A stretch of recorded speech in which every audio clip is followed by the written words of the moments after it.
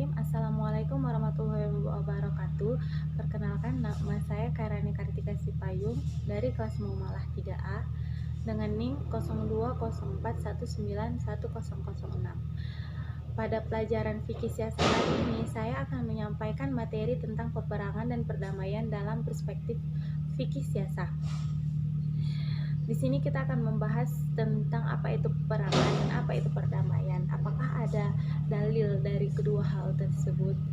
Nah, sebelum kita masuk ke materi, sebelumnya kita sudah memahami tentang apa itu fikih siasat, yaitu fikih siasat yang merupakan dalam lingkup kajian ketatanegaraan Islam yang merupakan kajian akademik kekuasaan dan keteraturan masyarakat dalam perspektif agama Islam yang mencakup hukum, dogma, tradisi, dan sejarah pemikiran tokoh, termasuk juga di dalam ketatanegaraan Islam mengenai peperangan untuk menjaga kedaulatan wilayah Islam.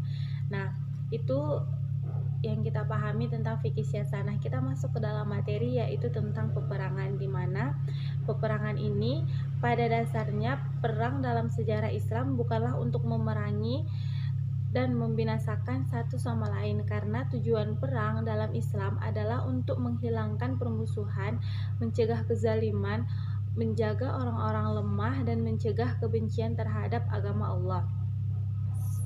Secara singkat dapat kita telaah atau kita pahami bahwa sebenarnya perang ini bukanlah suatu hal untuk membinasakan antara satu dengan yang lain, tapi untuk mengambil kebenaran, memenangkan suatu kebenaran dan kedamaian, dan melindungi orang-orang lemah.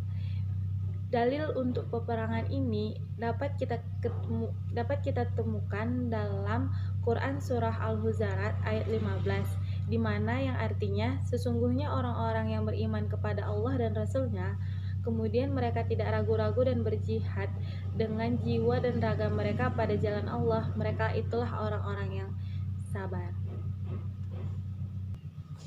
Nah, kemudian dalam peperangan ini kita harus bisa membedakan dua hal, yaitu tentang al-qital, peperangan, atau al-qat, pembunuhan.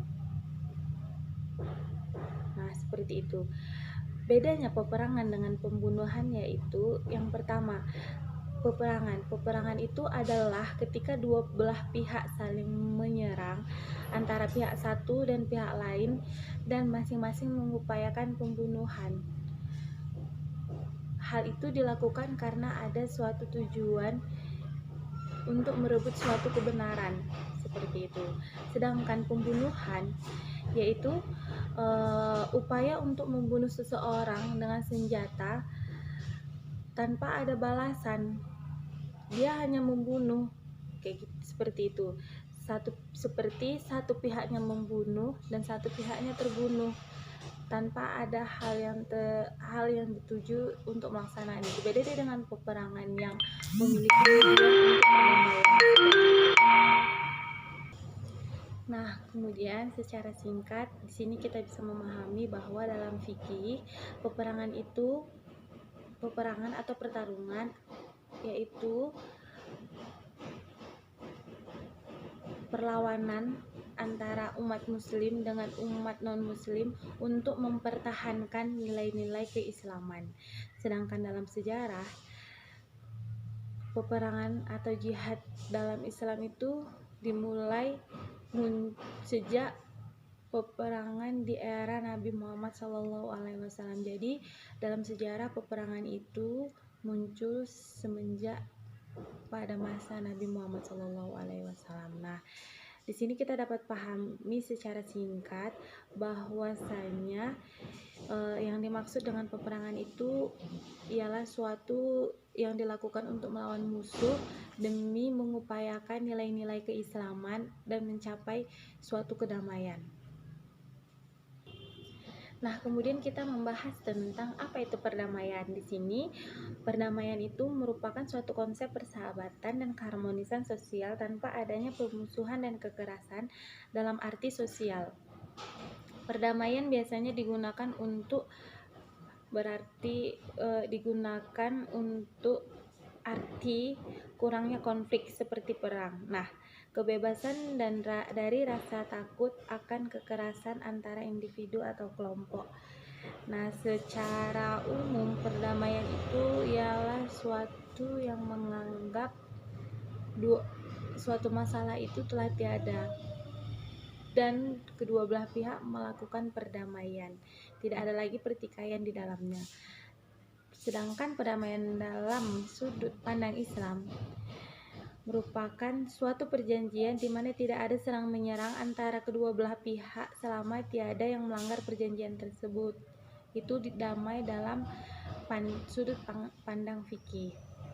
Nah, dalil tentang damai dapat kita temukan dalam surah At-Taubah ayat 4 yang memiliki arti, kecuali orang-orang musyrikin yang kamu telah mengadakan perjanjian dengan mereka dan mereka tidak mengurangi suatu apapun dari isi perjanjianmu itu, tidak pula mereka membantu seseorang yang memusuhi kamu, maka terhadap mereka itu terpenuhilah janjinya sampai batas